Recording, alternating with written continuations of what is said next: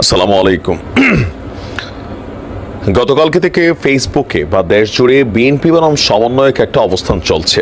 নাহিদ ইসলাম বলছিলেন যে ১/১১ সরকারের একটা ইঙ্গিত তিনি পাচ্ছেন। ইভেন এই সরকার পতনের পরও এখানে একটা সামরিক শাসনের ওয়ান কাইন্ড অফ পরিকল্পনা কারোর কারো ছিল, বাট ছাত্ররা সেটাকে মেনে নেয় নাই, যার কারণে ডক্টর মোহাম্মদ ইউনূসকে ক্ষমতায় বসানো হয়েছে। তো ওই দিন মানে সরকার গঠনের আগেও বিএনপির কিছু বক্তব্য তিনি দিয়েছেন যে কিভাবে বিভিন্ন জায়গায় দলীয়করণ তারা করার চেষ্টা করেছে বা অনেক জায়গায় হয়তো করেছে, পরবর্তী সময় সেখানে পরিবর্তন আমরা দেখেছি। তো এরপরই সেনাপ্রধান নিয়ে বরাবরই বেগম খালেদা জিয়ার সাথে সর্বশেষ তিনি বাংলাদেশ ত্যাগ করার আগে ওনার একটা সর্বশেষ সাক্ষাৎ ছিল, যেটাকে অনেকেই একটা ইঙ্গিত ভাবছিলেন যে বিএনপির সাথে সেনাপ্রধান একটা পজিটিভ সম্পর্ক তৈরির চেষ্টা, মানে নানান ধরনের বক্তব্য আছে। তার মাঝখানে গতকালকে থেকে যখন 1/11 সরকারের আলোচনা উঠছে, অন্তর্বর্তী সরকারের প্রশ্নটা আবার সামনে আসছে, ওই মুহূর্তে সেনাপ্রধান একটা আহ্বান জানিয়েছেন, তিনি বক্তব্য দিয়েছেন এটাকে দুইভাবেই নেওয়া যায়। তো আমি সবসময় পজিটিভ মানুষ, পজিটিভলি নিচ্ছি। গতকালকে একটা প্রোগ্রাম ছিল, সেই প্রোগ্রামটাতে আমি প্রথমে বলি আমাদের সেনাপ্রধান তিনি একটা নতুন কি বলা হয় যে পদবি পেয়েছেন, বা এটাকে অনারই আমরা বলতে পারি। চট্টগ্রাম সেনানিবাসে দ্য ইস্ট বেঙ্গল রেজিমেন্ট, এই সেন্টারের শহীদ এম.আর. চৌধুরী প্যারেড গ্রাউন্ডে ইস্ট বেঙ্গল রেজিমেন্টের 17তম কর্নেল অব দ্য রেজিমেন্ট অভিষেক অনুষ্ঠানে তিনি সেখানে ছিলেন এবং তিনি একটা উপাধিও পেয়েছেন। আচ্ছা, তো সেই প্রোগ্রামে তিনি আপনার একটা বক্তব্য দিয়েছেন যে আমরা নিউজের হেডিংসটা হচ্ছে এরকম, প্রস্তুত থাকার আহ্বান জানালেন সেনাপ্রধান। কিসের জন্য? যে কোনো পরিস্থিতিকে মোকাবেলা করার জন্য, হতে পারে দেশি অথবা বিদেশি। বলছেন দেশের স্বার্থে যে কোনো ত্যাগ স্বীকার করতে প্রস্তুত থাকতে হবে সেনাবাহিনীর সব সদস্যদেরকে। তো জেনারেল ওয়াকারুজ্জামান তার বক্তব্যটা যেরকম ছিল, আমরা যদি বলি গণমাধ্যমকে কোচ করে যে কয়েক বছর ধরে বাংলাদেশের সেনাবাহিনীতে আধুনিক প্রযুক্তি নির্ভর এবং যুদ্ধোপযোগী যুদ্ধাস্ত্র সরঞ্জাম সংযোজনের মাধ্যমে আপনার বাহিনীর সক্ষমতা বেড়েছে। শেখ হাসিনার সরকার সামরিক খাতকে মোটামুটি আপনার শক্তিশালী করছে, ওনার কথাটা বোঝাই যাচ্ছে। সেনাপ্রধান বলছে সেনাবাহিনীর সক্ষমতা আরও বাড়াতে ইঞ্জিনিয়ার্স ডিফেন্স ইন্ডাস্ট্রির কাজ চলমান, সেনাবাহিনীর যুদ্ধোপযোগী এবং আধুনিক যুদ্ধাস্ত্র এবং সরঞ্জাম যোগানে আমি সচেষ্ট থাকব। তারপর তিনি বলছেন যে প্রত্যেক সদস্য তাদের উপর অর্পিত দায়িত্ব সর্বোচ্চ পেশাদারিত্বের সঙ্গে পালন করবেন এবং প্রয়োজনে জীবন উৎসর্গ করতেও দ্বিধা করবেন না। তো এখানে নানান বক্তব্য তিনি দিয়েছেন, দেশে বিদেশে আমাদের সেনা অফিসারদের অর্জন বা সর্বশেষ সরকার পরিস্থিতির সময়ও সেনাবাহিনীর যে বিশেষ ভূমিকা, সবগুলো এখানে আলোচনায় ছিল। তো তিনি আসলে আমার ধারণা যে একজন সেনা প্রধান হিসাবে তিনি তার অফিসার্সদের, তার সোলজার্সদের মনোবল বাড়ানোর জন্য, ইভেন যে কোনো মুহূর্তে যুদ্ধ পরিস্থিতি বাংলাদেশেও হইতে পারে, দেশে বিদেশে যে কোনো কিছু ঘটতে পারে, যেমনটা আমরা গত 5ই আগস্ট দেখছি, আর আগের সময়টা দেখছি। So anything could be happen. আর এখন যে অবস্থানটা আছে, একটা চাপা উত্তেজনা চলছে, আমরা তো বাহির থেকে অনেক কিছু দেখছি না, ভেতরে ভেতরে তো অনেক কিছু চলছে। সো এই উত্তেজনায় যে কোনো পরিস্থিতিতে আবারও মাঠকে কন্ট্রোল রাখতে হলে এটা সেনাবাহিনীর দ্বারাই সম্ভব, অন্যদের দ্বারা সম্ভব না, এটা হচ্ছে প্র্যাকটিক্যাল। সো যদি দেশে আবারও কোনো জরুরি পরিস্থিতি তৈরি হয়, তাহলে কিন্তু এই দায়িত্বটা সেনাবাহিনীকে নিতে হবে। দেশে আসলে কি ঘটছে? বিএনপি ভাবছে যে এই সরকার তলে তলে একটা কিংস পার্টি তৈরি করছে। তো বিএনপির ভাবনাকে অনেকে জায়েজ মনে করছেন এই কারণেই যে বৈষম্য বিরোধী আন্দোলন এবং জাতীয় নাগরিক কমিটি মিলা ফেব্রুয়ারিতে রাজনৈতিক দল আনবে।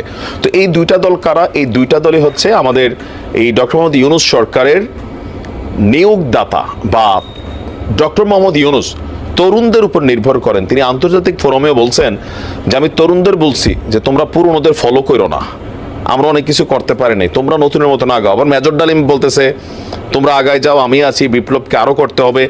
আমরা স্পষ্ট যেটা দেখতে পাচ্ছি, আওয়ামী লীগ শূন্য মাঠে বিএনপি বনাম সমন্বয়ক বা এই বৈষম্য বিরোধী বলেন, জাতীয় নাগরিক কমিটি বলেন, একটা আভ্যন্তরীণ দ্বন্দ্বের প্রকাশ। সো এই দুইটা শক্তি যদি সংঘর্ষে লাগে, একটা অস্থিতিশীল পরিবেশ তৈরি হবে, রক্তক্ষয়ী সংঘর্ষ হবে, তখন সেনাবাহিনীকে আবারও হয়তো মাঠে ওইভাবেই নামতে হবে। তো সবকিছু মিলিয়ে সেনাবাহিনীকে প্রস্তুত থাকতে হবে, সেটাই বাস্তব। তো দেখা যাক কি হয়। ভালো থাকুন। ধন্যবাদ আপনাকে, লন্ডন বিজিটিভি এবং গ্রিন অনলাইন টিভিকে ধন্যবাদ। তো আজকের এই প্রেক্ষাপটে সর্বশেষে আমরা যেটি দেখতে পাচ্ছি যে আসলে এই মোহাম্মদ ইউনূস যত টালবাহানা বা যত চেষ্টাই করুক বা অন্য দলগুলো যত টালবাহানাই করুক, সর্বশেষে আমরা আসলে দেখতে পাচ্ছি যে শেখ হাসিনাই হচ্ছেন বাংলাদেশের প্রধানমন্ত্রী, এবং দিন শেষে যে উপদেষ্টারা আছেন এবং সমন্বয়করা আছেন ওনারা সবাই রাষ্ট্রদ্রোহিতার অভিযোগে সকলেরই বাংলাদেশে বিচার হবে এবং সর্বোচ্চ শাস্তি ফাঁসি পর্যন্ত হতে পারে রাষ্ট্রদ্রোহিতার অভিযোগে।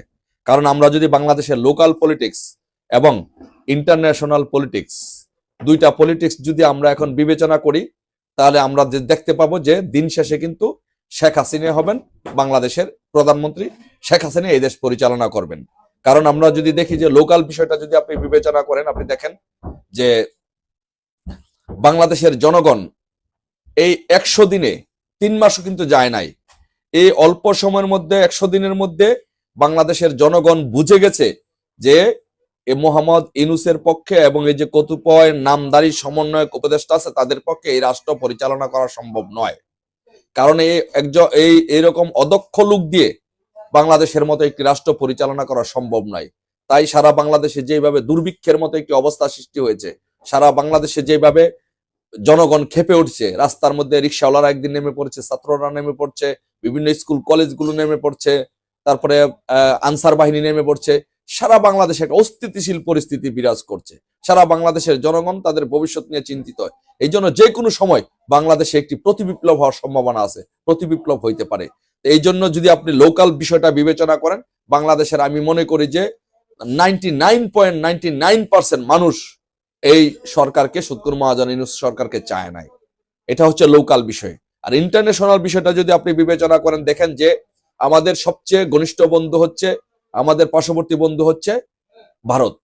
সেই ভারতের বিরুদ্ধে যে একটি যুদ্ধ ঘোষণা করেছে, যে একটি যুদ্ধ ভাব মনোভাব তৈরি করেছে, তাতে ভারত কখনো চাইবে না যে বাংলাদেশে একটি জঙ্গিবাদী রাষ্ট্র, বাংলাদেশ একটি জঙ্গিবাদী রাষ্ট্র হোক বা বাংলাদেশে মৌলবাদের উত্থান হোক।